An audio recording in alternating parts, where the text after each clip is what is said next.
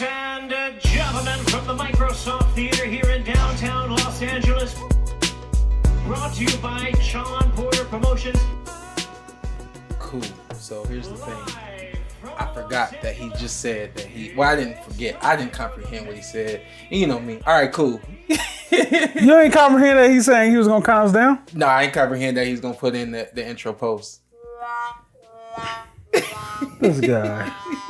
Hey, man, welcome to the show, man. Come on, man. Welcome to the PorterWay Podcast. Listen, there's a reason for this. Ant with 2 T's right here, my man. Give me some love right now. I need some love. All right, man. You all right, man? Damn, you all right? It's been a day. You all right? It's been a day for me. We started prepping for this fight. I mean, obviously, we watch the fights every weekend, and so essentially, we prepping for the fights while we watching them. But you know, when you got to send in show notes and all that kind of stuff, so I've been hyped up about this episode since Saturday night. Okay. Cause you did say, hey, we need an emergency episode. Yeah. I said every now and then we need to be able to do an emergency episode because Saturday was no less than ridiculous. And we could say weak. Yeah. And honestly, my mind has been really, this is a busy day for me. So when Hafey just said, I'm going to count you down, but I'm going to add it in post, I was all right, cool. But I heard it, but I didn't hear it. And now I was like, wait a minute, what's going to happen? And then I didn't hear anything. I was like, I got to add it in post. So, but at the same time, this is going to be a little bit more serious show than we've really done for a couple of reasons. But I mean, Saturday was ridiculous. And I can't say that no more. And then there's some other things that we're going to talk about as well. But I figured let's try to keep it as fun as possible. You know what I mean? At first, we got Coach Cal coming to the podcast. So until he calls in, I had a conversation with him just this past week. I probably spoke to him on like Thursday or Friday. And just this was the common denominator, common theme when I talk to Coach Cal. Every single time I speak to him, he impresses me. Not that I need to be impressed, but every time I speak to him, he leaves an impression on me. I think that's better saying like that than man with seniority over me. Yeah, you impress me. Yeah. But he leaves an impression on me every single time I speak to him. So when he comes on today, we'll get into a couple of things. I definitely want to ask him his take on Rolly's fight, but I'm gonna wait to tell him what he said to me, and I'm gonna let him know that every time I speak to him, like I have this feeling of like, wow, like I can't believe he just said that, or I can't believe that just came from him, you know. So, but until then, how do we shoot the shit until then? Because I mean, what you want? We going to go back to a couple days ago? Was that 2 days ago now? It's Monday. Are we live? No, we're not live. Okay, all right. I was just all right. Nobody wanted to do a live show today. I'm about to say I didn't say nothing. All right, so 3 days ago. Okay. You think you show business or don't? Real quick, let me plug the office or the space. Let me plug the space real quick. Yeah, there you go. Shout out to Mark Chinook. You guys should know him. He is the ESPN top-ranked announcer. He announces just about anything that can be announced around Las Vegas. Yeah, he does the Raiders. He does our women's basketball team, the Aces. He does the Golden Knights. Actually, I had some fun with him on at the Golden Knights game a couple weeks ago. How was that when you was cranking it? Man, it was crazy. I went too hard. You almost hurt him? I almost broke it. Okay. I almost broke it. Yeah. So I don't know, man. I just wanted to leave. I wanted to leave my mark, you know. But I almost broke the shit. Did they boo you? No, they didn't boo me. No, that's crazy. I would have started a boo. I don't condone boos. I wish me and Carson was there. We would have started the boo. Listen, true story. Just to get off topic right quick, but the first round, and tell me if you remember, in the first round with me and Terrence Crawford, that people started the boo. Do you remember that? No. Well, I'm lying. The first round they started. They did. Yeah, because it was a slow round. But I knew that was going into. And my thought when that because they wanted you to just go. My thought when they started booing, it was like, I can't do it right now. Y'all gonna have to be patient. That was my thought. Like because they wanted you to get to what you do. Yeah, yeah. I was like, I can't do that right now. Y'all gotta be patient with this. This is not the guy for that. Yeah, but shout out to Mark Chinook. He opened up this space X amount of years ago. He's got the Mondays Dark up here every other Monday, 8:00, 9:00. Yeah. 8:00. Check your local listeners. that as well. But we want to thank him especially because he invited the PorterWay Podcast into his home. Yeah. Built out this studio right here for the podcast as well as anyone else who has a podcast or a show that they like to do, which is why I'm doing going hard with this plug, is because this is not just the PorterWay Podcast studio. This space is available at the space for anyone who would like to rent it out. So thespacelv.com is where you go. You can communicate with everyone and you can come see a show here. You can be a part of the festivities, or you yourself can do a show here if you need.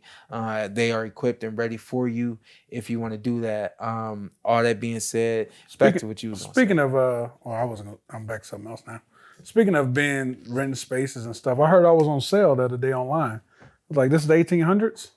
But they talking about you can rent time to be on the PorterWay Podcast somewhere. You was on sale. Yeah, I was like, oh, what do you mean I'm on sale? Oh man, I'm not ready to shout that out. Okay, cool, but yeah. No. Because it needs to be done. But yeah, I was like, what's going on right now? They was like, somewhere you can get an hour on the PorterWay Podcast. Yeah, I was saying about that. That's I'm like, so funny. What? I was like, this is 1800s. I thought those years was over. I'm involved with the organization. Did you know we was on sale? No. That's crazy. Okay, I just want to make sure you ain't selling this. I'm involved with the organization called Giving Out. You just be saying you got everything. Giving. Yeah, why not? You know me, I ain't got no problem. Especially if it's giving back. Let's do it. And that's exactly what we're doing. Right. So Giving Hour is a organization that is geared towards mental health. Oh, yeah. They also help the retired vets. As you guys know, retired vets have a lot of severe issues. Times. Yeah, when they come back from war and being overseas and things like that. So I got involved with Giving Hour about 1.5 to 2 years ago. Probably good 2 years ago. And I have become an ambassador for the organization. Okay. And they're trying to figure out ways to raise money for the organization. So this is really just a fundraiser, what we're doing. Oh, okay. I was trying to find the information on it, and I don't have it right here with me. But you guys go to givinghour.org, I believe, and you will see the promo on there. Basically, what it is you can go to. I gotta pull this up, and we will get all of the information in the description, the link to the email, or excuse me, the link to the what would you call it? It's like the site. What? It's a promo, but it's basically you have an opportunity to bid on being able to come into the PorterWay Podcast studio. Okay. You will be a guest on the show. Right here? Well, no, that's not it. But I don't know where you find it at, to be honest with you. I'm sorry. We'll get it right. We'll get it to you. Yeah. But you have an opportunity to bid on an opportunity to come in here and be a part of the PorterWay Podcast. I said anyone who wins, they're gonna come onto the show. I don't care how shy they are. I don't care how much they don't want to be on camera. If you're a doctor or whatever, and you love boxing, and you heard that I was doing this, and you won the bid, and you just want to come watch us do it, you're gonna sit right there on that table, on that couch, and you're gonna say a couple of words. You're gonna say a couple of things. So we'll get the information in the description for you guys. That way you guys can check that out. But all of the money goes to a great cause. Giving Hour is an amazing organization that I 100% believe in, and I am definitely trying to do my part to help with the mental health issues that we have around the world. I don't know if I told you this, but I'm creating a life coaching program. Okay. No, you did. So yeah, I'm working. I'm busy. I ain't mad at you. People, when y'all ask me if I'm coming back, no, I'm busy. So Are you busier now than when you fought? yes, sir. That's what Booker T told me it was gonna be like. And I'll tell you this how far back, because this how far When back. did he tell you this?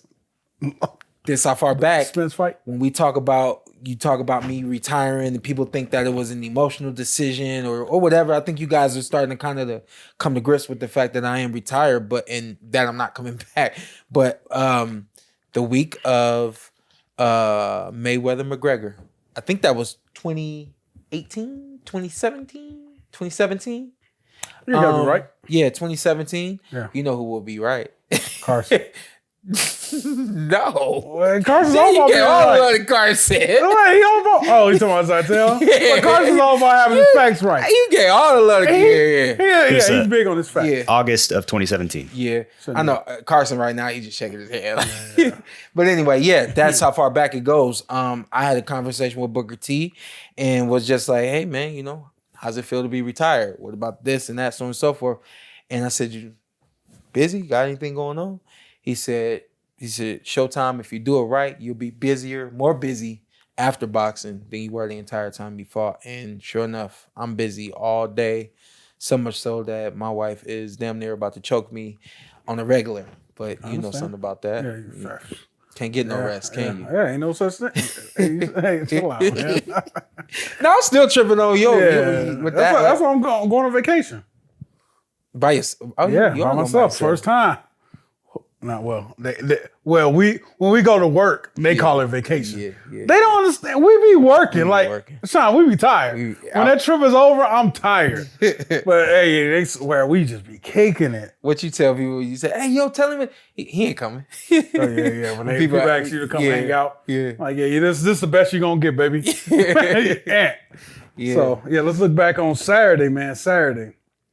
We'll just move on with the show when Coach Cal calls in. He calls in. Yeah, we're good with that. Saturday was the opening card was great fight, but BS sprinkled on the end.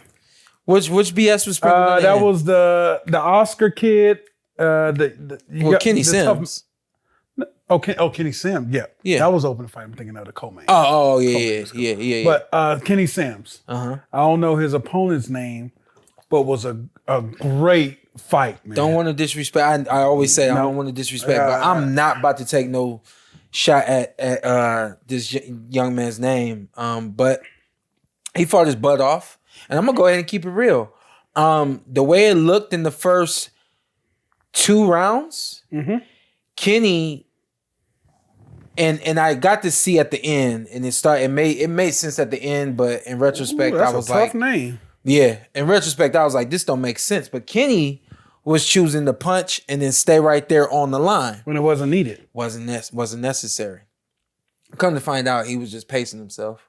And it's something that could have backfired on him. Where I wanted to see him move and be sharp, counter punch, work off the jab, and just continue to move. Maybe he knows something that I don't know in his conditioning. I don't know, but he chose for upwards to 10 rounds, he chose to stand right in front of this gentleman and trade punches. When it wasn't needed. It just wasn't needed. And a lot of rounds were extremely close. Yep. I did not judge this fight because I was like, I kind of got lost with my mental scorecard. And I was like, I don't know, whoever win this. It was an amazing fight. Hell of a fight. Both guys got rocked a few times. Yeah. We hit him with, oh. Yeah. You know me. Then, it's funny because obviously a lot of people see Terrence in his corner. I heard somebody say, man, he's starting to look like Terrence right now. Yeah. It's like Terrence got the effect on a lot of people he in the camp with. Yeah. Did you hear what I said to the guy? No. I leaned back like this and said, yeah, but Terrence is mean. Oh, yeah. He's not gonna let nobody just walk up on him like that. Yeah. And again, when you train someone, and maybe you're training them like to be just like somebody else, and we'll just stick right there. Not to say that that's what's happening in Sims' camp, but he did. He looked his mannerisms, his body language. There were things that just kind of they were Terrence Crawford-esque. Yeah. But do you have that? You know what I IQ. mean? And then do you have that? You know what I mean? Like that grit and that fight and that bite that we talk about. And again, when I said keep it real in the second round, I said this young man is gonna catch up to Kenny Sims and he gonna get him up out of there. Because early in the fight, he was taking some unnecessary shots. And early in the fight, it looked like he was like slowing down. Like in the second round, it looked like he was slowing down. So I looked at you and I said, we got about 2 to 3 more, 4 tops. Yeah, I said, for what? And I said, Kenny gonna break down, and I don't think he gonna make it. But Kenny obviously knew what he was doing. He knew what he was doing. Plan. Yeah. He stuck to it, right? Yeah. And that was a 7th victory in a row. Yeah. The kid's actually getting better. Every time I've seen him in the ring, he actually starting to get better. After a great performance, there's certain things he still got to work on. Yeah. So it's the other things he got to tighten up. He says he's more focused now. He got a kid now. Yeah. I don't know, when you have a kid, does that refocus you in this game? It depends. For me, not that I'm heartless, but for me, it didn't really. I didn't tighten anything up or anything like that. You wouldn't give. I was already like, I was giving everything. I was like, what more can I get? What more can you ask from me? I was like, because he I was supposed to go up to what, from 10 to 11? 11 don't exist. You know, I've been giving everything I got. But let me say this about Kenny's fight, because every round was close, and shout out to Shushu Carrington, because he sat with us for the first like 6 to 7 rounds, give or take. And before the fight started, I leaned in. I said, yo, is this speed versus power? He said, yeah, pretty much. He said, no, actually, it's technique versus power. And I said, I cracked a joke. I said, what you saying? Kenny ain't fast? And we laughed about it. But after the first round, I leaned in. I said, I see what you're saying about technique versus power. He said, yeah.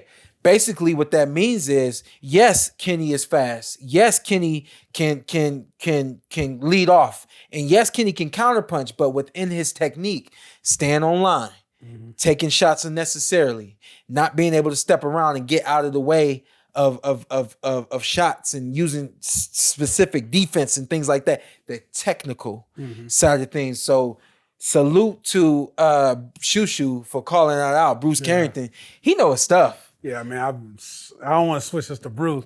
Man, I've been hearing some things. Was it like the second round? I was like, yo, we should be mic'd up. Yeah.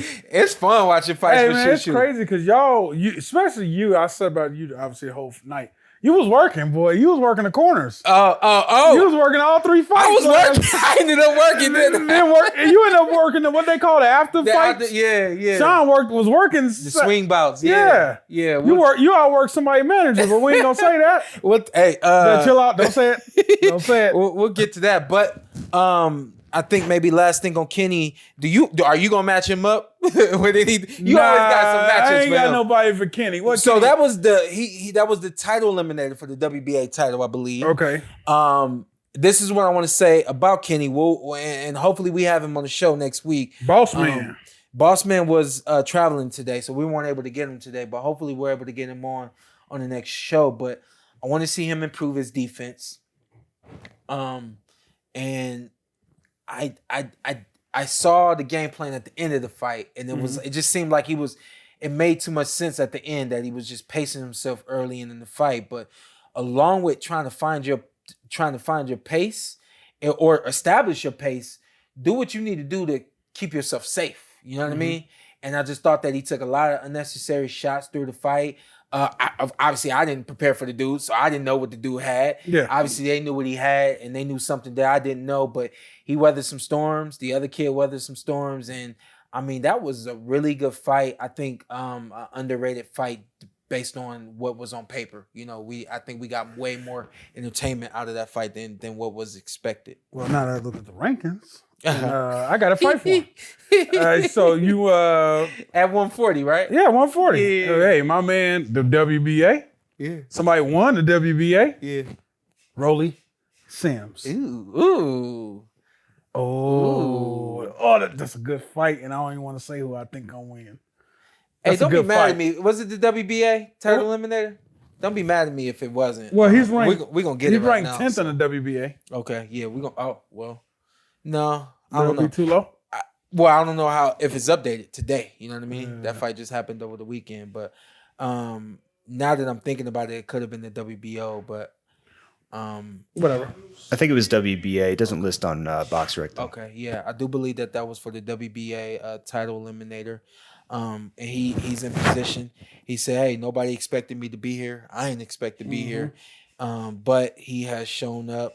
Now, like you said, 7 times in a row and has answered the bell. Yeah. And he is becoming a survivor. Yeah. And it's what I always say. You don't live in boxing, you survive in boxing. You go through a lot. And those who are able to go through a lot, you survive. You know what I mean? So he's surviving at the moment. And that's an interesting fight. Sims versus I like Romero. that fight. Yeah. I like that fight. Okay. Yeah. Okay. Hey, don't be mad at me. Yeah. Sims might be the favorite. He's supposed to be the favorite. For real? But he the champ. Yeah. Rolly's the champ. Rolly the champ, but we saw the fight. But Rolly's the champ. Rolly the champ, but we saw the fight. All right. So, and we're going to get there. We don't get there yet, but we getting there. Hopefully Coach Cal call in by the time, right before we get there. That'll be great timing. But let's move on real quick and let's cover Barthelemy and Omar. And Omar Juarez. And you know, man, that one hit me hard, bruh. I was like that. Yeah. So let's talk about the fight. Because I did a tweet before the fight. Those who were watching saw the tweet. The tweet was, this is going to be, I said both guys are I said Juarez is explosive. And I said that Barthelemy, of course, is extremely smart. This is going to be a very tactical fight. Yes. And it was tactical.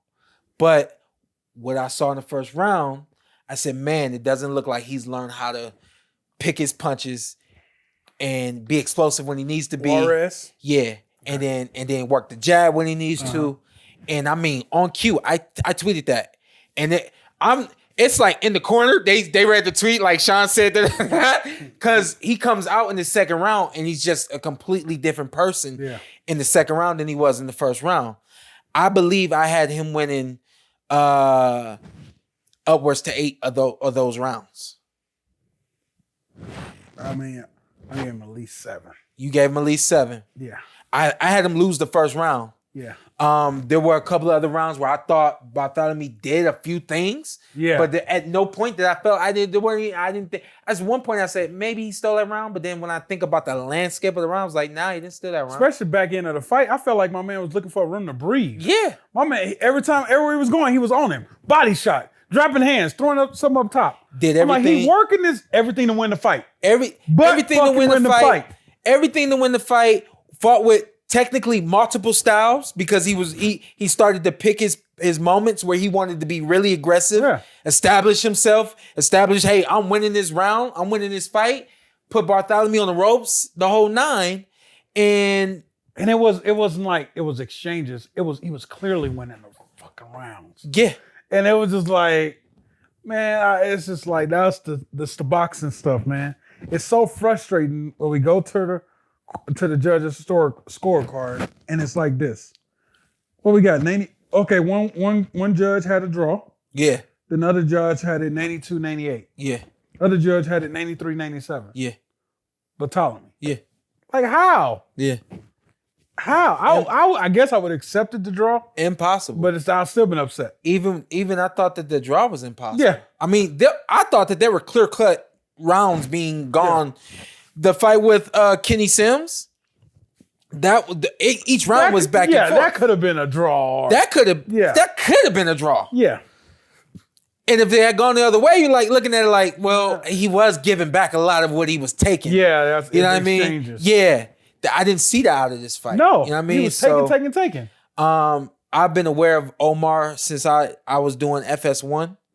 And so I was at his debut. I believe, I could be wrong, but I believe I may or may not have commentated his debut.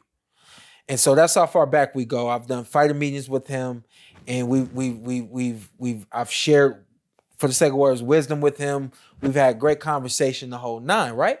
And so that hit me, that loss like hit me kind of hard. Yeah. The fight that he lost, he legitimate loss.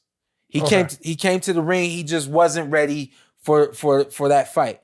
This fight right here is a loss on his record that should not be there. Yeah, and my man should get wherever he was trending towards. Yeah, trending towards. He needs to keep going. Come on, PBC, get it right. That's exactly what I told him. Just keep going. Yep. it reminded me of when I had my draw with Julio Diaz. I just wasn't right that night. I was in the wrong space that night, and I got a draw. When he had his loss, he just was not in the right space. Just wasn't his night. But I came back against Julio and completely different fighter, win the fight. He don't even need the rematch. It was on national Rances. TV. We've seen what we've seen. Yeah. We don't need that no more. Go ahead and keep going, bro. Yeah, keep going. Lost or not. And so you saw when he came over to me, that's exactly what I told him. I said, keep going. Yeah. I said, don't stop. Don't let this stop your momentum. That's just on your record. Yeah, so don't we're not let worried this about that. stop you from doing whatever it is you intend to do in this sport. This is their fault. This is not your fault. You didn't do anything wrong. And he said, yeah, man, you know, I saw you and I saw you say this and I saw you say that. So I just tried to, and I'm like mind blown. Like, I didn't know that I was in the camp and you guys were like trying to. I heard him say that. He said, man, you told me to do this and I did it, Shawn. Yeah. And I'm just like, I took it from a Hall of Famer and I did what he said and I still get robbed. Yeah. I seen the frustration between him and his dad. Yeah. And the pain to get robbed like that. But it's just like, it's the BS of this sport and it's so frustrating. But at the end of the day, the kid got to keep going. I pulled up this text message. I texted him the next day because I'm still on my mind. Yeah. Honestly, I'm proud of you. I don't know everything. I want to make that disclaimer. I don't know everything in this sport. I mean, you could look at, again, we'll go back to Kenny real quick. I didn't know his game plan. I just know what I think he should do. And he pulled it together and made it work. I don't know everything. I said, I don't know everything. And it's not about fighting the way I think you should fight. I said, but the way I think, but I just thought you fought smart and so tactical, and I hate boxing for what happened to you. Yeah. And there needs to be a call to action. I'm also reminded of when I did FS1 and there was a bad decision on the show and some things that you guys don't see. We had the earpieces in and my producer could hear me talking to Ray Flores. I said, hey, Ray, man, I didn't like that decision. I didn't agree with that. And we were in commercial. Producer comes in my ear and he says, Shawn, what'd you say? You didn't like that decision? I said, nah, I didn't agree. He said, you didn't agree with that? I said, no. He said, well, why didn't you say that? You got to say that. If you didn't agree with it, you got to say that. I said, well, here's what you don't realize. I got to fight tomorrow. I said, if these judges hear what I'm saying and the way I don't like how they're judging and things like that, it could come back to bite me in the butt. Yeah. He says, oh, yeah, I didn't think about that. You're right. But I'm retired. So I can say what I want. So I can say what I want. Yeah. And I'm really, really mad at boxing. And y'all don't know how this stuff goes. But y'all gonna find out eventually. I've left some breadcrumbs for you guys before. I've said some things for you guys before. You can go back and take a look at other episodes. And I've said this before. I'm working on some stuff. All right? And when it happens, don't be surprised. And yeah, when it happens, this kind of stuff is intolerable.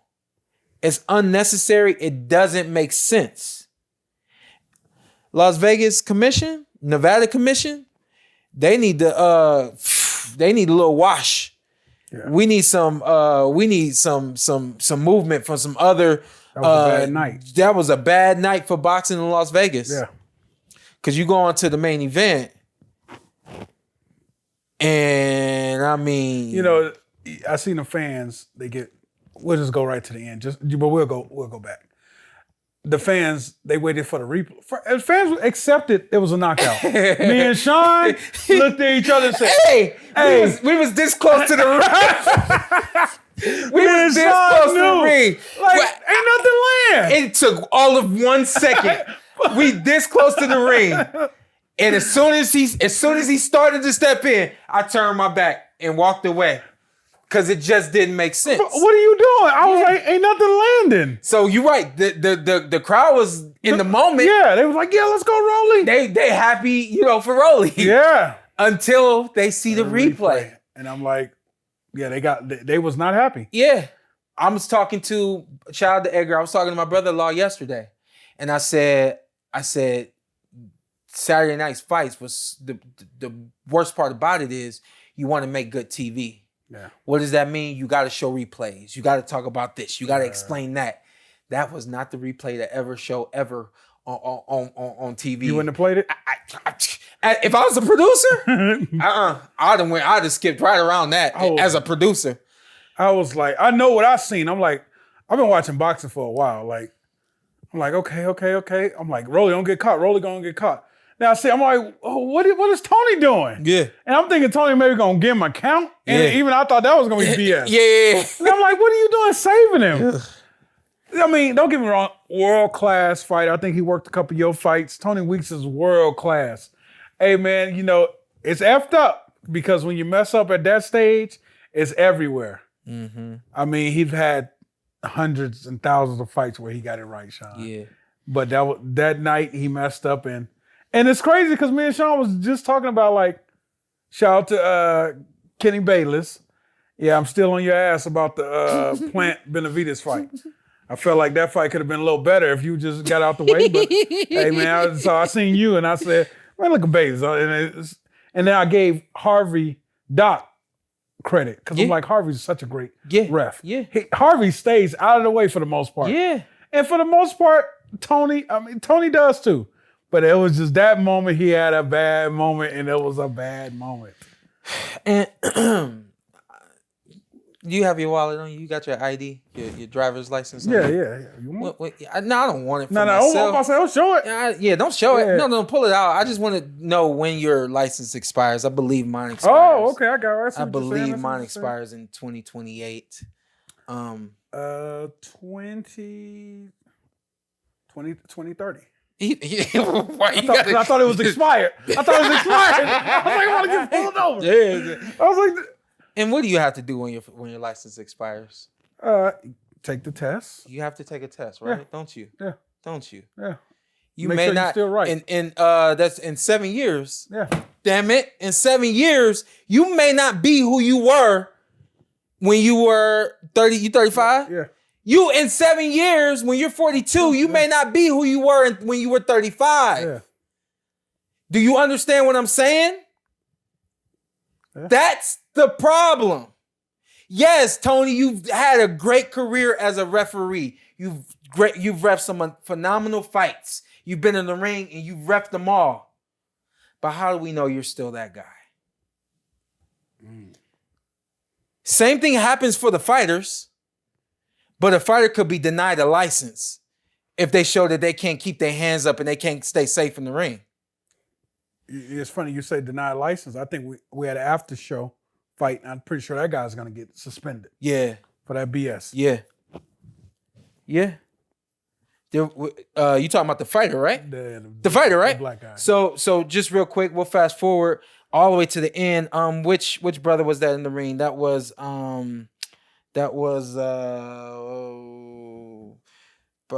which one was it? Angel Barrientos. Yeah. In the swing bout after the fights, he fought a guy, and the guy they both were, it was a great fight. It was a really good fight, but the guy gets physical and they hip swing and they fall to the canvas.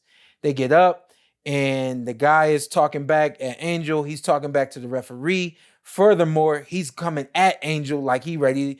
It's a fight, Yeah, but he was on some street. Yeah, it's a fight, but he was coming back at Angel on some street stuff. Yeah, like I'm gonna slam you, like. And my whole thing was at this point is I want the referee to take total control because I don't want either guy to get hurt. We don't need corners getting in the ring. That's all I was worried about. We don't need anybody from the audience getting in the ring. Angel's brother works the corner. Yeah. He's clearly getting in the ring. Angel family was next to us, ready to get in the ring. Ready to get in the ring, and so I just wanted everything to be controlled. The referee he breaks them apart. He talks to both of them. They get back going. Same thing happens again, and then it started to become more of the opponent than it was Angel. The opponent became very rough. Very just a referee, get your hands off me. Yeah, and spitting. It was, and got to the point where the ref was trying to talk to him, and he looking past the ref, and he walking up to Angel like, let's fight. And again, it's a fight, but it's just certain, there's a way to conduct yourself in a professional boxing match, as you all know. And the referee, he weighs off the fight because he couldn't allow that to continue. Now that fighter more than likely is going to have to pay a fine, or he's going to be suspended for a minute or something like that. But again, just speaking to that, as a fighter, when you do something wrong in the boxing ring, you're held accountable. Who's going to hold Tony accountable? Who's going to hold those judges accountable? Who's going to hold those judges accountable? Well, the second fight. Yeah. Because there's lives at stake. And as it was pointed out to me, somebody said, I'm never going to turn my back on you, and I'm never going to stop supporting you because of everything you've done. And I've received blessings from what you've done. You got in the ring and you put your life on the line, and other people have reaped the benefits of that. And so, yes, to its core, we're getting in the ring and we're putting our lives on the line. Some of us have started doing this when we were 8 years old. We know how to handle ourselves. We know how to win. We love it, so on and so forth. But at the end of the day, we're putting our lives on the line. We're getting in there because only because we love this sport, but because we want to support our families. We want to have great fights that people want to see us more and more.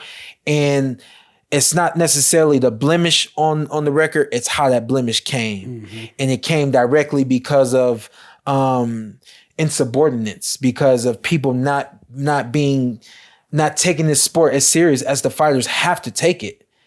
And just things need to change.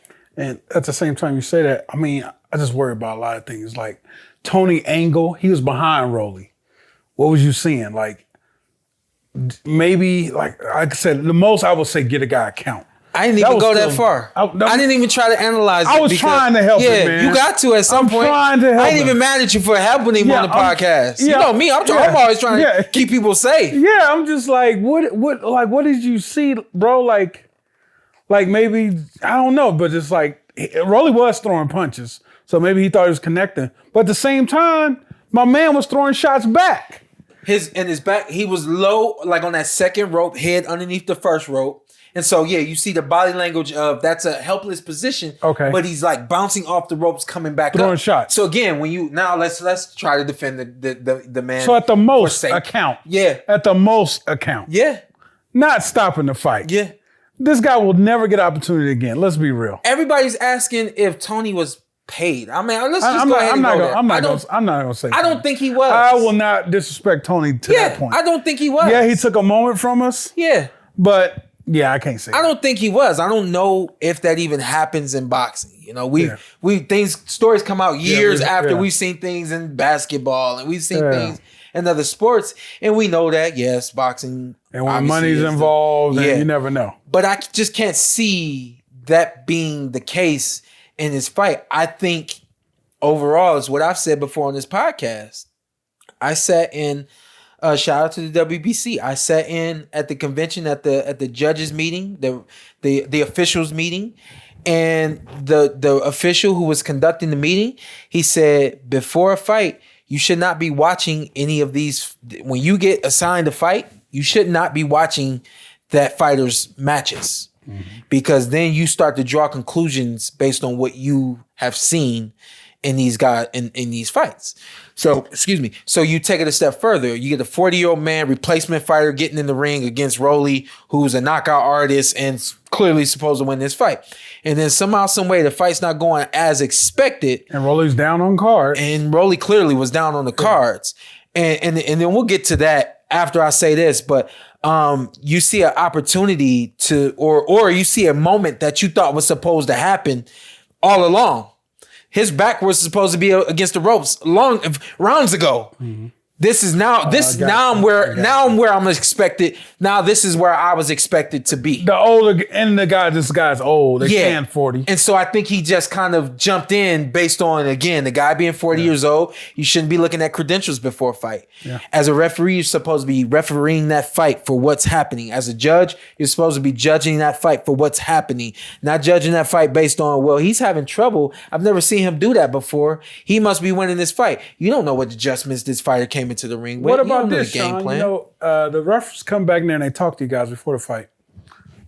If you see my man in danger, save him. It ain't too many coaches gonna do that out there. Okay. It ain't too many coaches. And he didn't look. He didn't. But he didn't look upset. That's what I didn't like. No. He didn't look incapable. He looked like he could handle himself. Yeah. He clearly looked like he could handle himself. You know what I'm saying? Third round dropped him. Yeah. I mean, he clearly looked ready for the fight. He didn't look like they got prepared and this is 2 weeks before we got this call and we're gonna make sure we keep you safe. And if you get in harm's way, I'm gonna do what needs to be done. What about if he goes to Rolly locker room and they tell him, if you see him us hurting him, man, save that dude, man. This dude's old, man. Yeah, you gotta do that. Just little things like that. You gotta do that. Like, I didn't even thought about saying stuff like that. Yeah, you gotta do that. Saying, putting that bug in his ear. Yeah, you gotta do that. But I've never been in that position, you know what I mean? You don't even bother. That's you don't even 40 years old against what, 26, 27, something like that. Hey, if I'm hurting that man, you need to save him. Well, I don't want to like really hurt this guy. The subliminal messages, you know, we've also, I think we've seen that clear cut right in front of our eyes before. Yeah. This could have been that case, you know? We just don't know. But let's talk X's and O's right quick. Because from the jump? Listen, I talked to, shout out to Malcolm Gandy, my Duck Clothiers. That's my guy. Shut up. Yeah, I said your name. I talked to him morning after the fight, and I told him, oh snap. I meant to get something to you. I'm sending this to you right now anyway. I'm giving this to you right now anyway. Anyways. I talked to him and I told him, I said, you can tell clearly that they went back to the drawing board and they wrote on the drawing board in capital letters, PATIENCE, patience. Because that's all we got from Rolly in this fight, which was good. Yeah, be patient. You don't got to rush it and things like that. But again, let's game plan for this fighter. His patience was needed for this guy. It's like this was like you said, they preached it so much. It's like all he worked on was to come here and work on his patience. Nothing else, Shawn, because patience is what's cost me a world title in my biggest fight ever. So for us to get back to that point to beat Tank, I need to work on patience. Yeah, it's not that easy to beat Tank. Yeah, you was doing good, and I'll give credit to Rolly. After that fight, bro, I felt better about you after the Tank fight than I do now. Yeah. Wait, what? The performance he gave me versus Tank, I felt better about his future than I do now. Ooh. With a world title on his Dang, straps. Boy. Yeah. That's why I understand that. Yeah. Dang. With a world title. So then, but break that down. Like, what is it about now? Because he's like, break it down. And I think I don't know if I really gave Rolly a shot against Tank at the end of the day. But after a couple rounds, I'm like, this boy actually doing damn good. Yeah, 100%. Shout out to Bullet. I was like giving him all the credit. And it's like, don't turn it up. He wasn't turning it up. And then one moment I felt like Bullet just like, go get him. And it was not needed. So I felt like for 95% of that fight, I felt like he was doing his damn thing. Yeah. That 5%, that chant. Yeah, that whatever that percent. Yeah, it breaks down to, fight was over. Yeah. And then this fight, I'm like, okay, we're going to get him, come here looking clean. But then what scared me is when I seen him get knocked out in sparring 4 months ago. I was like, that's not going to help his next fight. Yeah. Same shot. So, I talked to Zatel, and you leaned in when you said that too, but I talked to Zatel, and Zatel said, I said, yo, what do you think about the knockdown in training? He said, oh, it got him where he needed to be. He locked in after that sparring session. He said he got serious and he started really getting on his shit. I said, yeah, but what about the knockdown though in terms of his health? I said, I don't know how bad the knockdown was against Tank. I don't know how to measure knockouts. I said, but then you see the same thing in training, and now you got to wonder how healthy a fighter is. And so let's break down the first knockdown. And let's go back to just the first round. When I saw the patience, it's okay, cool. You learn from your mistakes. Now, let's build on what we learned from. So he was being extra patient. Yeah. At the end of the day, you still Rolly Romero. Being too patient. Yes. And it's one thing to be patient, but you got a good jab. It's one thing to be patient, but you're a really good counterpuncher. It's one thing to be patient, but you know how to use the ring and establish your distance and work from the outside. Rolly doesn't have any of that. And so it's like, I got to be patient, but to what you just said, I still got to be Rolly. You know what I mean? And it's like, no, we don't expect you to connect all the dots in one fight. I mean, obviously we want you to, but I personally know that you don't connect all the dots between one fight to the next. It just, a lot of times it doesn't happen that way. And so what you do is you take baby steps. We're going to work on being more patient, champ. If I feel like I need to, I'm going to pull you back at certain points, but you got to do you. Rolly comes into the ring and he does not do him at all. And you turn it up. You turn the manager mode. Trainer mode. Shawn started talking. Oh, man. Shawn's like, hey, do you, man. It's there. Take it. Listen. I see. You see what I see. Listen. Hey, Shawn was just like. And I was good with the first round. You patient, cool, and I could see little things that were little things that you could and should improve on, whatever the case may be. But it got into the second round where you could see that he couldn't release. And then he gets knocked down in the third round, right? Yes. So that knockdown, I analyzed the knockdown. That knockdown, and this wasn't a crazy shot, Shawn. It wasn't a crazy shot. And let me think of the analogy that I gave. For us fighters, we don't know what knocked out feels like. Yeah. We don't know what punch is coming. We don't know. So what we do is we fight. We use our offense, we use our defense, we get in there, we do what we got to do. Something happens, it happens. But once it happens, now your eyes open. Now it becomes a reality. This is the punch that knocked me down. This is how I got hit. This is where my body position was. When you analyze everything that happens in a knockout, now you're aware.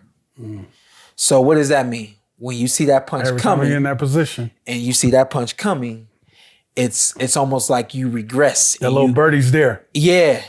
And even though that wasn't a big shot, it was enough mentally for him to, I guess for the sake of words, just kind of get anxious and shell up and get outside of himself and go down. It wasn't a big shot. And I think that he was a little hurt after that, but no, it wasn't a big hellacious punch. Yeah. He went back to the corner kind of shaky. Yeah, just a little shaky. Yeah.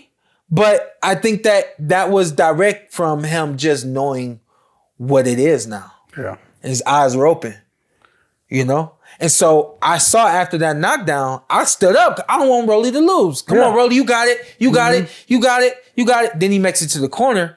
And that's when it dawns on me. He's ready for this, but he's gun shy because that exchange the last time, what happened? Yeah. And I can't get into any exchanges like that anymore. And so I said, bump that. Like, I'm not about to let your mind play tricks on you. You kept trying to talk him through it. Yeah, I talked him through it. Shawn so wasn't going for it. I'm like, come on, Rolly, you got it. You got it. And I said, you see it? And he literally was listening. He literally was listening. I'm like, you see it, Rolly, you see it? Throw it right now. And it took me a good 2 to 3 rounds to realize what Rolly did not see that I saw. And you guys go back and take a watch. Look, he bounces too far out of range. Why does he do that? He does that because that's how he's learned how to move. I learned how to move and punch at the same time. Mm-hmm. I learned how to move, stop, and come right back. There's so many different techniques with movement and with stepping around and things like that. He doesn't have the fundamental techniques. He knows how to bounce and get away from you. But he does not know how to bounce, get away from you, but still be in play. And that's how I like to say it. Like, he kept taking himself out of the play. Mm-hmm. You want to take the play away from your opponent, but you don't want to go so far out of the space that now you take yourself out of play. And so I kept seeing him take himself out of the play. And I went from trying to just encourage him to throw the punches to I started saying, take a step back, Broly, stop and drop it. Yeah. Stop and drop it. And fighter, we all know what that means. And then he didn't do it, and I could see his body language like he started to see it. I said, yeah, you see it? It's right there. Stop and drop the right hand. Stop and drop the right hand. Boom. And he lands it on the dude. And it's like now I cannot sit down because I know that he's listening to me and I can help him through this fight. Yeah. And so, you know, I don't know. I don't want to take credit for what he did, but I do know that I'm going to go ahead and say it. I gave him something during the fight that he didn't get in the corner. Yeah. And I told him when he landed, there was another big right hand and he landed. I said, you got to hook it, Rolly. That right hand, throw the right hand like a hook. And he cocked it. I said, you see it? You see it? You see it? And then he threw it and he landed it. What makes you a great coach there's a number of things that make you a great coach. Mm-hmm. You can be a great coach that has great preparation. You know how to get your fighter in great conditioning for 12 rounds. Mm-hmm. Other coaches out there, Coach Barry's elite for this. Being able to game plan, know exactly what a fighter is going to do and tell you everything that he gonna do, and this is what we need to do. Mm-hmm. My man Barry blew my mind. He came to the gym, and first day working with him, he pulled out a piece of paper and had notes on it. He never seen that before. But he said, look, this is what we need to go through. This is what we need to do. Barry is notorious for game planning. And there's a lot of coaches out there for game planning. But another thing that makes you a great coach, we've seen, first one that comes to mind, we've seen Coach Derek James game plan and then make in-fight adjustments. That's what makes you a really good coach. When you have the ability to game plan, be ready for one thing, and then make adjustments along the way. And I could tell that the corner did not know the adjustments to make to steer him to the success that he needed to have. I think that knockout was coming. I looked at you and I said this. I said, and I think I might have tweeted this. I said he no longer has that second and that third that he had before. When the guy got the knockdown, it's because he came at Rolly and then he came at Rolly again. Mm-hmm. Rolly takes that big bounce back, and then he filled the space on that first bounce back. Rolly's on the ropes, and he threw the right punch. Rolly saw it coming, and I got, for the second way he helped, and it happened for him. Mm-hmm. But near the end of that fight, when he didn't have he didn't have the ability to go and bounce. Go. Yeah, he could go a little bit, but he didn't have the ability to go and then go again. Mm-hmm. And so once I saw that and I started telling Broly, I said, one step back and drop it. One step back and land it. I knew because the guy wasn't going to come anymore. And those are in-ring, in-fight adjustments that you need to be able to see to make. So yeah, I think the stoppage was coming. Yeah, and because I think that when Rolly dropped him, some say he pushed him down, but when he landed the shot, he hurt him. Yeah. He gained confidence from there. Yeah. That pumped him back up. Oh, so apparently you ain't afraid of getting you ain't afraid of getting flagged, huh? I told him. See, that was the one that I felt like he rocked him, but he definitely guided him to the ground. Yeah, and dude was rocked. Yeah, and then even at that point, as a coach, you need to be standing up. Hey, stay poised, stay sharp, be smart. Don't celebrate the moment. Yeah, do your job. Do your job. You know what I mean? And I just think collectively, man, I thought that Rolly could have fought better along the way. I do think that the knockout was coming. So, you know, I think we give Tony Weeks a lot of heat because it just didn't make sense in that moment. But I think that moment was coming. And I think he for the sake of words, I think he took advantage of an opportunity, but it was coming, you know? Mm-hmm. And, you know, at the end of the day, let's go back to the word patience. Yeah. Rolly showed all of the patience he needed to show. I think it got him in trouble a little bit, but then he was able to kind of get it together. But then take a look at Tony Weeks. No patience for what you expected to happen. Mm-hmm. Once you saw it happening, you just jump in and stop a fight. And it just was not necessary. Yeah, no need for all that. I want Nevada Athletic Commission to do something. I need them to do something. You feel like you need to talk to somebody or something? I'm not talking to nobody. I'm talking to y'all, and I'm hoping somebody else see it and they tell somebody else that tells somebody else. Yes, I've become bold since retirement. I'm living the life that I've always wanted to live. I'm going down to DC next week. I'm gonna be doing some more shooting. Okay. For the movie that I've been working on for 2 years now. I'm living the life that I want to live. And that is the purpose of this podcast. The purpose of this podcast is just to enhance the sport of boxing. I want to take this podcast to a level that people that don't watch boxing, now you're interested in watching boxing. Now you're curious about the big fights. Now you're curious about some of the fights that could lead to big fights, you know? And I think that a night like Saturday night prevents a lot of people from being boxing fans. 100%. And I've heard a lot of people tell me, yeah, I watched You were sitting next to TQ. Yeah. Yeah, I think you, after a fight, you asked him something. Yeah, that's what I said. I said, yo, stuff like this make you want to start watching boxing, don't it? He was like, yup. It's fights I haven't watched because I know this kind of stuff can happen. Yeah. And that's what you can't afford in this kind of sport. And how do you control that? You make sure that the right people are in the ring. You make sure that the right people are around the ring. And it just takes a little bit more work. It takes a little bit more attentiveness to certain details. And it can work, you know? Beyond that, cool. Great. The producer. Yeah. How long is that? 54. No, 59, right? No, it's 54. Oh, 54. I just read it. He said, hey, how you gonna question me? But then, are we moving on to next week, or Yeah, who we we got want to to. see? Rolly calling out Ryan. Yeah. How you like that fight? No. How you like that fight? Oh, that's a good fight. I think that's a great fight. I'm gonna be honest. I think that a lot of people is like, I'm crazy. I think that's a great fight. I worry that they both got Gervonta Tank Davis PTSD. But I'm gonna roll with Ryan. I don't think Ryan do. You sure? I mean, if Tank's in the ring, maybe, but not if Tank's in the ring. You think Ryan cleans up Rolly?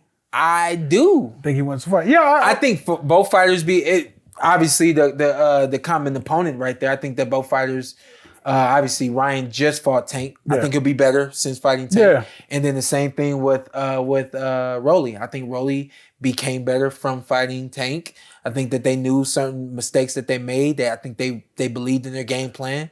Got us all to believe in their game plan. I think they came to this fight with the right adjustments, but took it too far, I guess, for the sake of words. But I think that they'll both be better. Yeah. In their fight against one another. I don't know how to. They're both super raw. Yeah.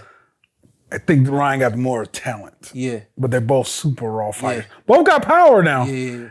And right hand, left hand? I think that's a really good fight. That's a good fight, son. really good fight, I'm a roll with Ryan. You gotta but it's only good if you got a Rolly that's willing to punch and a Rolly that's willing to fight. And that's why, I said, you gotta fight him, Rolly. You gotta fight him. Because I know box, bro. No, he understands Ryan fighting. Is long, young, Yeah. and he's throwing power. Yeah. He'll throw heaters. Yeah. And so you gotta, that's another fight where Rolly has to come to the ring ready to fight. There's a difference between boxing and fighting. When you fight, you throwing everything. And you throwing it and even go it across that guy's face. That guy is alert. He's alert. Oh shit. Yeah. You know what I mean? So yeah, I think that's a good one. I could see both of them. I could see them guys making that fight. What about this? This is be a boring fight. Adrian Broner versus Rolly. They both shell shocked. I wouldn't say Rolly shell shocked. I did see him hesitate a couple times. Yeah. I mean, I guess I can't really make an excuse. If for you're him. talent-wise, Yeah. we know what AB should do. But we've been knowing that for about 5 years. But that'd be Andy, shout out to Andy brought that up. That'd be a good. Oh, did he? Man, imagine if he fought Rolly and got the title. AB. I ain't got. I'm gonna check him again. Oh man, shout out to AB, man. Hey, good luck. 2 weeks, 2 or 3 weeks he fights. June 9th. Next week we got a really good fight, or this week. This week, man. Got a really good fight this weekend. Candidate for fight of the year in Anthony's household. Yeah, in the household, is that including you? No, yeah, that's all me. Oh, it's just you. Yeah. Okay. Yeah, candidate for fight of the year. I think this is gonna be a great fight. The greatest jab in boxing versus the greatest feet in boxing. Are the feet the same? That is the question. Hey, You're supposed to answer it. What are you talking about? That is the question. I'm gonna say, yeah, the feet don't go. The feet ain't going nowhere. This fight gonna be football reference. Well, you never been down there in the dirt, but I've been down in the dirt. Who can control the gap? I know what that is. Talk about. Who can control the gap? I like it too. I like it. You see what I'm saying yeah, there, I though? like it. Yeah. I love this fight, man. I love this. I didn't know you loved this fight. I love this because everybody's talking. You think if you think Loma ain't still Loma, you out your goddamn mind. Devin, this is what we've been watching Devin Haney, 10, 15 years? We expected this kid to be here. No, not 10, 15. It hasn't been 10 or 15? I've seen that kid. Oh, yeah. I'm just saying, growing up. Yeah. We expected him to be here. This is the fight that we wanted for him. Yeah. Shout out to Kambosos. I don't think that does nothing for Devin Haney. Devin Haney, then I asked myself I said that this. earlier. But then I asked myself this. Is Kambosos that he just got us? Or is Devin that damn good? Both. Damn. Yeah, both. Damn. Kambosos came over here. I was talking about that. Hey, he was talking big shit. I was talking about that earlier today. When I previewed a long time ago when this fight was supposed to be on Triller. When Teofimo Lopez, and Kambosos were supposed to be on Triller, I was going to be commentating that, and I previewed the fight. I said, I don't think Kambosos is going to win this fight, but this ain't no easy night for Teo. He came to the ring ready for the best night of his life. Teo came to the ring, I think, a little underprepared and also underestimating Kambosos. He was still riding high on that Loma win. Yeah, and I think that it kind of happened. So that when you say, is it that Kambosos got us? Yeah, I mean, he had his best night against somebody having a bad night. Is what it is. But then when you fast forward and you got Devin Haney, that's free throws for all respect to Kambosos, but that's free throws for Devin Haney. And we saw it, so I mean. And I thought that would be free throws for Loma.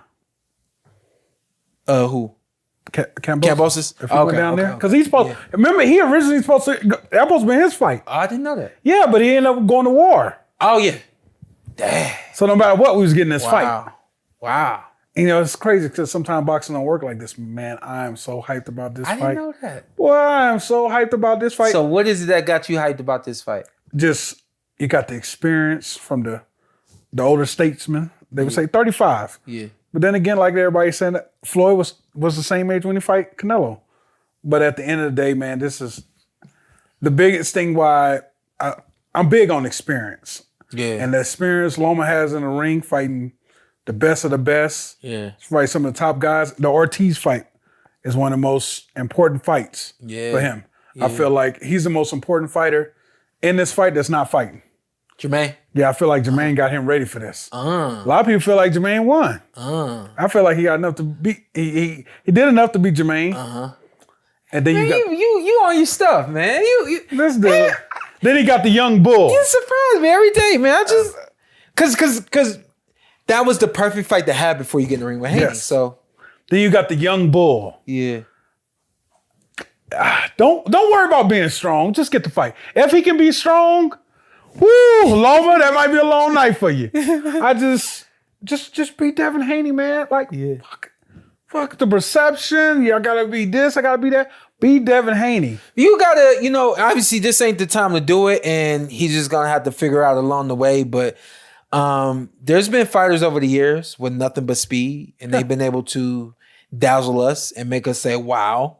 Devin has impressed me fight after fight. But, obviously when you have personal ties to someone, it only enhances what they do. I think for the public, they're expecting something from Devin that just hasn't arrived just yet.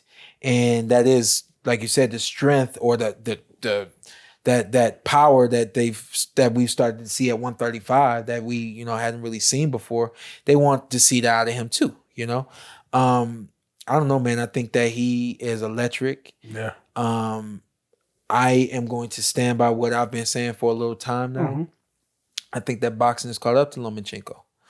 I think that Loma, when he was at 26, I think that he was elite and just superior over all of the other fighters. Then he moved up to 130. I felt like the same thing with him. I just thought that he was superior over at 35. Now he's come up against some fighters, and we'll even include Jermaine Ortiz in that, who have both speed and power, have experience, maybe not as much experience as him, but they have a tremendous amount of experience from an amateur's background, and also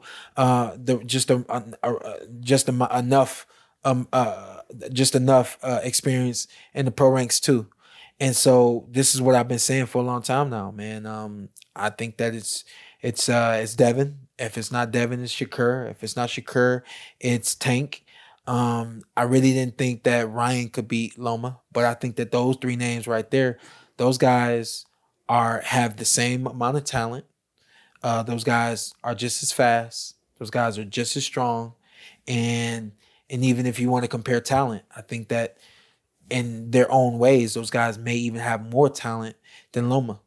I will also say this. I don't think that the fight with Jermaine Ortiz shows us that Loma doesn't have it anymore. I think two things from that. I think number one, boxing did a bad job of promoting Jermaine Ortiz.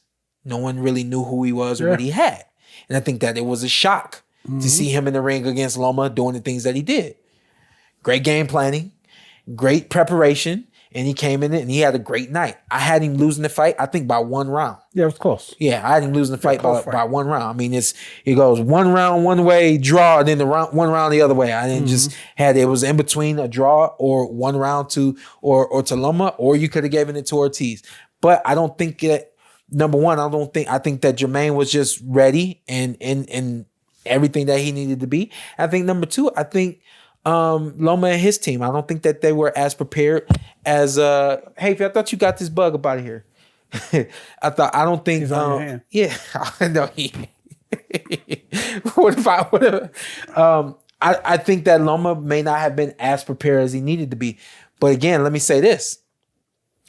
Sometimes it's good to not look as good as you could look. Going into a fight. Because you scare off people. Yeah. Sometimes you don't want to overshine, you know? I don't think Loma's in that position where he needs to do that, but he sure enough did do that, you know? Everybody expected the Matrix to be in the ring and do all these different things to Jermaine Ortiz, and because he didn't, now guess what? You could possibly have a Haney camp that's underestimating a 35-year-old Lomachenko who has moved up to 135 and has not been who he's been in upwards to 3 years now. You know what I mean? So, I mean, it's a lot and to damn say. near won the undisputed titles, winning 20 of 24 rounds versus Kambosos. That's crazy. He swept that boy Yeah, there. yeah. But my thing with I know we talk about his strength, like Devin looks the part. It's just, you know, it's just that's not him. Yeah. But I would say be physical. Make him feel your presence. Honestly, I was saying, hey, watch a little Kell Brooks, Sean Porter.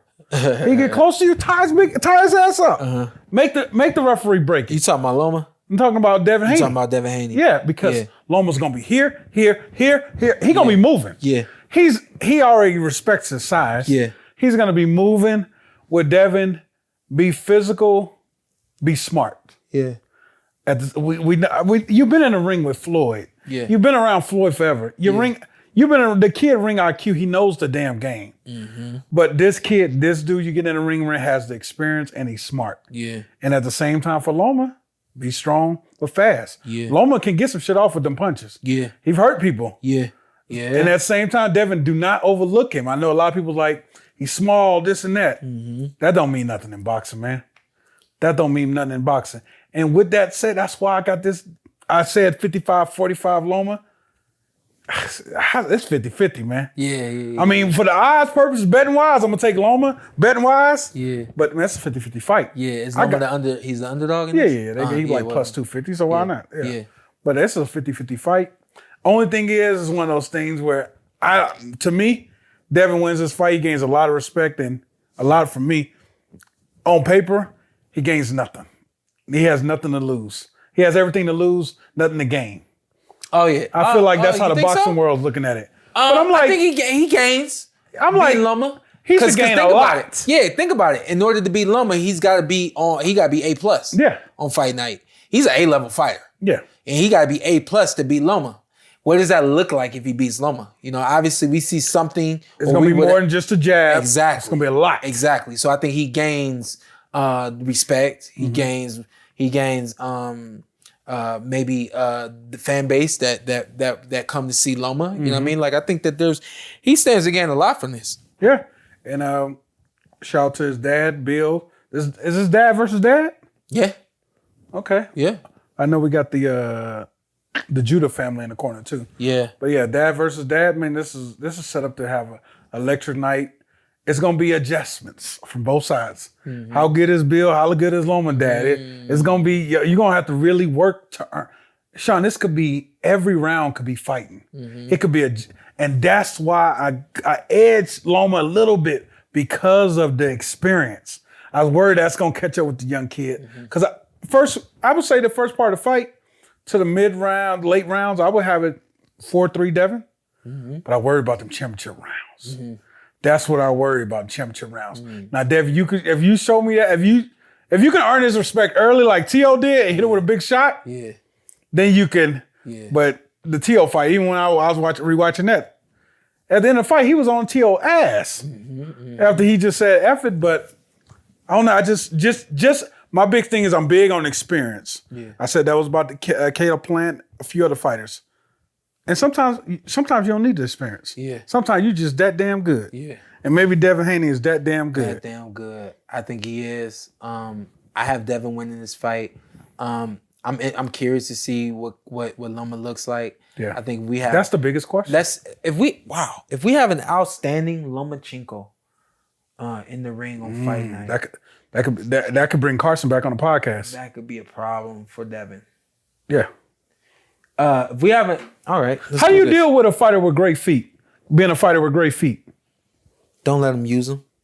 And so a lot of people think that you got to cut off the ring in order for somebody with great feet to not use their feet. You got to cut off the ring and track them down and break them down and get to the body and stuff. Counter punch them. You start moving first. Okay. Start moving first. You know what I mean? Like, I love the promo, like the chess pieces. Yeah, this is about to be a chess match. That's chess right there. Yep. I know you got great feet, so I'm going to just come to the middle of the ring and then I'm going to just stop right here and then take a step back when you throw a jab. And then take a step back when you throw a jab. And now your momentum moving forward prevents you from doing the shiftiness that you do. You know what I mean? So that's one way to get it done. And, again, in-ring adjustments from both camps I think that's going to be a necessity. Yeah, that's going to be. Judah's going to be big in this camp. Yeah, man. I think that Devin is right place, right time, ready, and I don't see him losing this fight. However, if we have an outstanding Lomachenko in the ring, this goes 12 rounds. It's a chess match the whole way. And it's a tough one to judge. They got one common opponent, which Linares, and he picked Devin. And in the fight with Lomachenko, after he ended up getting stopped and knocked out, but he was up on the cards in some areas with that. He rocked Devin. And we know how a couple rounds went, but he was down big. Yeah, he was down big. But he picked Devin. So we'll see. Okay, I'm hyped about that. Are you going? Am I going? Do you want to go? Yeah, I go. That's what I said. Like, why you? I didn't know you was hype. I'm actually, hey, I don't want to be close. Put me up. Why? I just like it. I can see. You like to be? I mean, if you got something, then I'll go with you. Yeah. But I'd rather be. We'll talk out. Like the Earl Smith Porter fight. Hey, quick, we go ahead. But no, I'm there for this is gonna be a great dance off. Hey, is Carson joining us this week? Because I feel like he is, but I feel like he ain't. Yeah. He said Carson said so. We got the media blitz this week. This is a big fight week for us. Obviously, I didn't know you thought it was this big, but man, it was big enough for me to feel like, hey, let's get this PorterWay Podcast media blitz going. So we got the media blitz this week. Carson has chimed in multiple times, wanting to know the schedule and things like that. I think he even fast forward through the entire show once he saw the beginning just to get right here. So here you go, Carson. We got the Tuesday, the Grand Arrivals. They're going to be open to the public. It's at the MGM Grand. We're reading this together for the first time, Carson. So there you go. In the MGM lobby. At 1:00, Vasyl arrives, and then at 1:30, Devin arrives. I went to my very first grand arrival when Tank just fought Rolly. Or excuse me, when Tank just fought you Ryan. was working, yeah. And, how was it? Was you hype? You got it. It was cool. I had never been to one, but it was cool. Oh, okay. I like if y'all in town. Your dad never took you to one? I feel like your dad would have went to No. like Pacquiao Mayweather or something. No. Okay, go ahead. At least I don't think so. But no, it was cool. So you guys in town for the fight, you guys in town at all, come check that out. It's gonna be fun. And then we'll be at the I'm on the final press conference day already? I don't want to do that, do I? Okay, I guess we do. The final press conference is gonna be Wednesday. That is at the MGM Grand Arena. Press conference starts at 12 o'clock. So we'll be live on the PorterWay Podcast at 12 on Wednesday. You fast forward and we get to Thursday. We have the undercard press conference. We will not be at that.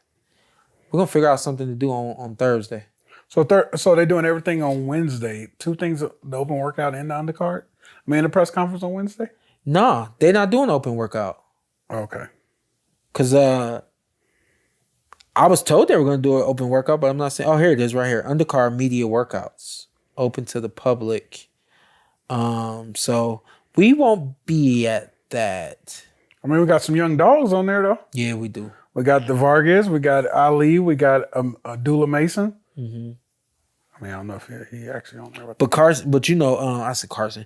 That takedown. All right, fine. We're going to do it. So we got the final press conference Wednesday. Starts at 12. And then we're going to... Somebody got to get a little too young, kid. And then we're going to shoot over to the MGM, the sports book. That's where they do the workouts. We'll be there for the media workout at 3 p.m.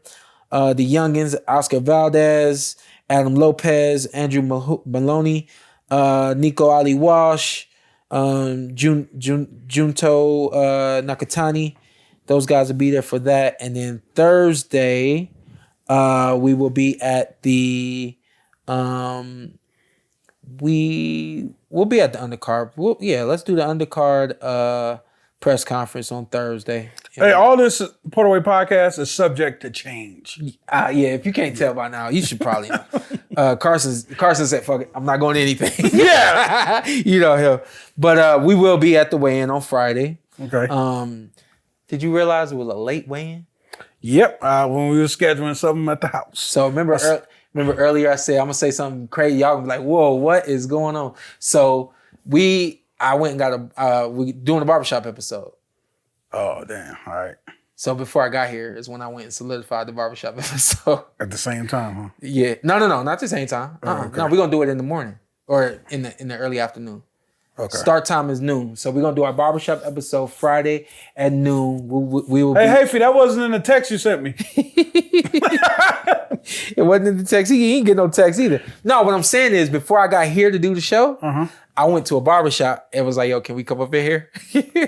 Okay, they cool? Yeah, they cool with it. They know you? Yeah, no, they don't know me. Hafey, what are we doing? Havey's like, I'm not a part of this. I don't handle fight week. Keep me out of this. I don't handle fight week. I feel like he went in the barbershop. Can I do a show here? Yeah. He left there like, what the fuck was that? Listen, the name of the barbershop, Ducked Off Barbershop. We in the hood. We ducked off. We kicking it, y'all. We kicking it. Ducked Off Barbershop. They know you was? No, they didn't. I'm just saying. Oh my God. Ducked Off Barbershop. 4275 South Arville. That's Las Vegas, Nevada, 89103. The reason why we don't have a graphic of that is because I just solidified that on my way here to do this show today. So we're going to do our barbershop episode live at noon. We're going to go in there, kick it, and then we'll come on over for the weigh-in. And again, the weigh-in is going to be Friday at 4 p.m. That's when the weigh-in begins. PorterWay Podcast, even if you're there, I seen somebody last time, they was listening while they were at the weigh-in. Oh, for real? Yeah. All right, that was fly. Yeah, that got me. That was fly. No, not the weigh-in, the open workout. Okay. Yeah, not the weigh-in, because we didn't do the weigh-in this time. Okay. Yeah, they were at the open workout with it. So even if you in the town, you at the event, click it on, listen up. So we'll be at the live weigh-in, 4 p.m. at the MGM Grand Garden Arena, and that will cap off the media blitz. Hell of a week. Yeah. Long week. Yeah, so shout out to Top Rank. Appreciate us for comping us, taking care of us this week. We've been doing all the right things, man. Well, I ain't gonna say all the right things, but we've been doing a lot we of try to do right our things. best. Yeah, we do our best. doing a lot of right things on the podcast. Yeah, we do our best. So there it is, right there. Yep. No. Look up. Oh yeah, I forgot he out here in Ducked off barbershop. So we'll be at. Hold on. What is that? Hold on. Where you trying to send me, bro? This is gonna be great. I think one more thing before we get out of here. Am I right? One more thing. Yeah. Okay, cool. So I know I told you earlier that we were going to honor Tracey, and I'm gonna do the best I can do this.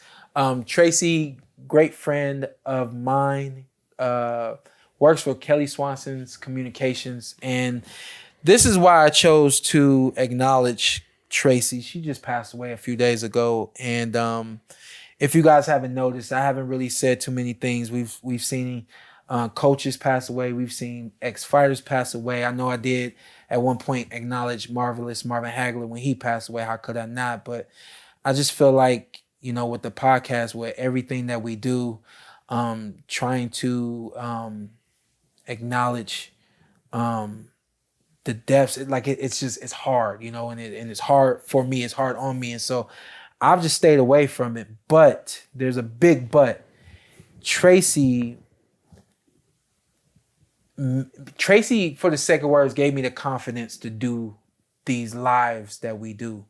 When I got the idea to go to Dallas, the very first time we did lives, I had already known Tracey. I had already known the whole Swanson Communications team and all that.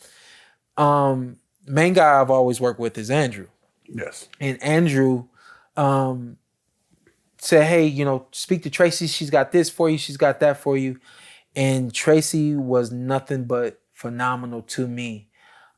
She and Andrew worked hand in hand when I was down there in Dallas, and they literally put things together in a way that gave me confidence that this is something the PorterWay Podcast should do moving forward. And of course, we've done that. And then I would always keep in contact with Tracey, and she was the one who would connect me with everything that I needed to be connected with, even if she wasn't at the live events that we've done, the PBC events, of course. And then most recently, we were able to do Tank and Ryan, and she called me. She was excited. We're gonna have the media room open. We're doing media roll for the first time in a long time. Let me know what you need, and just she opened up her doors, her compassion and her grace to the podcast in ways that just, for me, it was extraordinary because you're going above and beyond. It's who she is as a person, but for her to go above and beyond me, or for me and for the podcast, I just was always grateful for it. And when we saw her in Vegas just a couple weeks ago during Tank and Ryan, we were able to just share some stories and sharing some good times. And we took pictures, and we had, it was a week, but we had the greatest week that her and I have had since Dallas. And it had been a long time. And she put things together for me. And she, just like Dallas, was bringing people over to me. Anybody that y'all saw get on the show that week, Davis. Mm. I left the media room. She called me. Booker T's coming down. Where'd you go?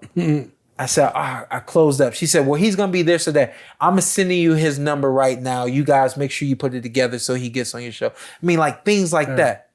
And she just was so great. And so when you guys, I just want you guys to know that I went to Dallas by myself. Yeah. And I really didn't know how I was going to look. I really do think that our lives look the way that they look because of her. And also because of the Swanson Communications, but especially because of her. And you called me, I said, all right, man, I'm gonna pretend like this conversation. And it hurt that she's gone. But condolences to Tracey's family, to her husband, to her daughter and everyone. And I know this is a heavy hit for PBC, a heavy hit for Swanson Communications. And I just want you guys in closing, and this will be the motivation. This is right now, but anyone that you adore, anyone that you love, anyone that you appreciate, anyone that you respect, anyone that you look up to, anyone that has played a pivotal role in your life, has given you encouragement, has been there for you in the ups, the downs, the slips, the falls, the whole nine. Keep those people close to you. Honor your relationships, because you never know when those relationships are going to leave you. Whether it's death, whether it's an argument, whatever the case may be, honor the relationships that you have. Understand that they're there for moments. They're there for opportunities. They're there for the struggles. They're there for the greatest of times that you're going to have. And especially if you got a Tracey in your life, someone that's always there for you, someone that you can call on, rely on for whatever it is you may need, keep that person especially close to you. This is the PorterWay.